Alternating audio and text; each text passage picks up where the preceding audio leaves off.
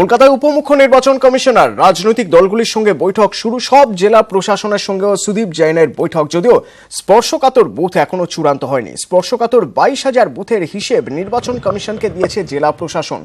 Report খতিয়ে দেখতে রাজ্যকে পরামর্শ দেওয়া হয়েছে। আজই চূড়ান্ত রিপোর্ট দিতে নির্দেশ দেওয়া হয়েছে। এর আগে গতকাল ডিএমএসপিদের সঙ্গে বৈঠক, ভিডিও কনফারেন্সে যে বৈঠক করে কমিশন, স্পর্শকাতর এলাকা নিয়ে যে বৈঠকে কথা হয়।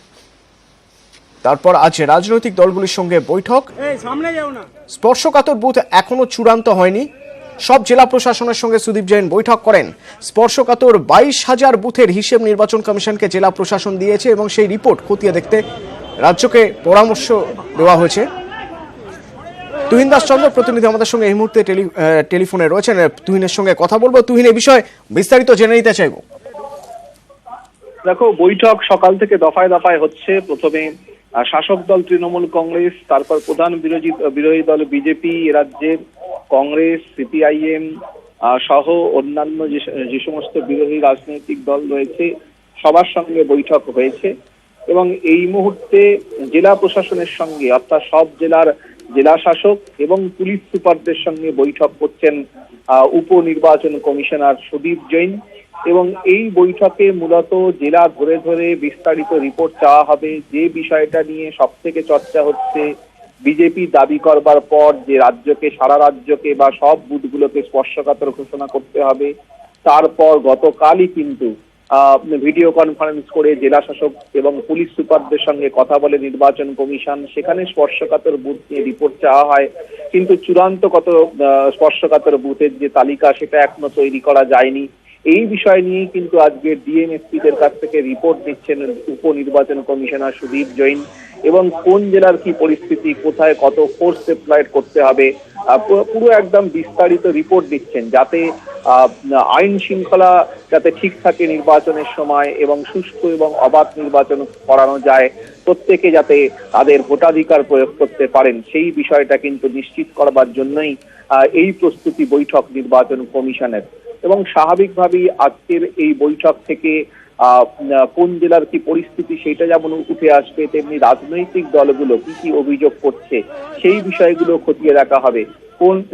কোন রাজনৈতিক দল তারা কি কি দাবি জানালো নির্বাচন কমিশনের কাছে, সেই বিষয়গুলো খতিয়ে দেখে পুলিশ কর্তাদের সঙ্গে বৈঠকে সেইগুলো নিয়ে আলোচনা করা হবে। ইতিমধ্যেই সেই জেলা শাসক এবং পুলিশ সুপারদের সঙ্গে বৈঠক শুরু হয়েছে। এরপর রাজ্য প্রশাসনের সঙ্গে, অর্থাৎ মুখ্য সচিব, স্বরাষ্ট্র সচিব, এডিজি আইন শৃঙ্খলা, রাজ্য পুলিশের ডিজি, তাদের সঙ্গেও কিন্তু একটা আলাদা বৈঠক করবেন উপনির্বাচন কমিশনার সুদীপ জৈন।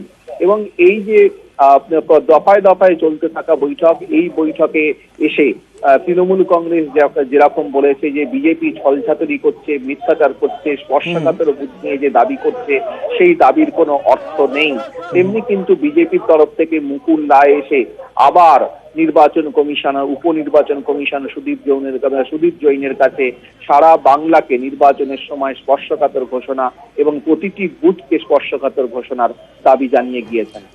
ধন্যবাদ তুহিন। প্রথমে একবার শুনে নেব যে কথা একটু আগেই তুহিন আমাদের জানাচ্ছিল, যে নির্বাচন কমিশনের যে বৈঠক, সেই বৈঠকে উপমুখ্য নির্বাচন কমিশনের সঙ্গে বৈঠকে যোগ দেওয়ার আগে বিজেপিকে তোপ দেখেছেন তৃণমূল নেতা পার্থ চট্টোপাধ্যায়। উচ্ছিষ্ট দিয়ে ভোট করবে বিজেপি এবং রাজ্যকে অতি স্পর্শকাতর ঘোষণার দাবি মানে বাংলার অপমান। বাংলার মানুষ যাতে সুষ্ঠুভাবে নিজেদের ভোট দিতে পারেন, নির্বাচন কমিশন সেই ব্যবস্থা করুক, আর্জি জানিয়েছেন পার্থ চট্টোপাধ্যায়। সুপার সেন্সিটিভ বুথের এই অর্থ যদি ইলেকশন কমিশন করে থাকেন, আমরা মনে করি বিগত দিনে যেভাবে আমরা ইলেকশন করেছি, ইলেকশন কমিশন করেছে, এই কথা বলা পশ্চিমবঙ্গের মানুষের কাছে চরম ইনসাল্ট। এবং আমরা তার প্রতিবাদও জানিয়েছি। আমরা চাই ইলেকশন কমিশন নিরপেক্ষভাবে সমস্ত বিষয় দেখে, খতিয়ে দেখে বাংলার মানুষ যাতে ভোট দিতে পারে, বাংলার মানুষ যাতে তাদের সিদ্ধান্ত জানাতে পারে, সেটা দেখুক। আর আমরা বলেছি, কারা বলছে? সিপিএম 25টা আসনে লড়ছে, কংগ্রেস এখনো ঠিক করতে পারেনি, আয়রে করছে। আর বিজেপি তো ওয়েট করছে যে আমাদের উচ্ছিষ্টদের নিয়ে তারা করবে। দেখলেন তো এখন গেল, আমরা যখন আসি তখন কোনো কাউল লাগে না। পাল্টা তোপ দেখেছেন মুকুল রায়। বিজেপি নেতা মুকুল রায়ের তার অভিযোগ, বাংলার পুলিশের উপর কোনো ভরসা নেই। পঞ্চায়েত মনোনয়নে দেখা গিয়েছে কিভাবে এখানে ভোট হয়, ভরসা নেই জেলা শাসকদের রিপোর্টেও।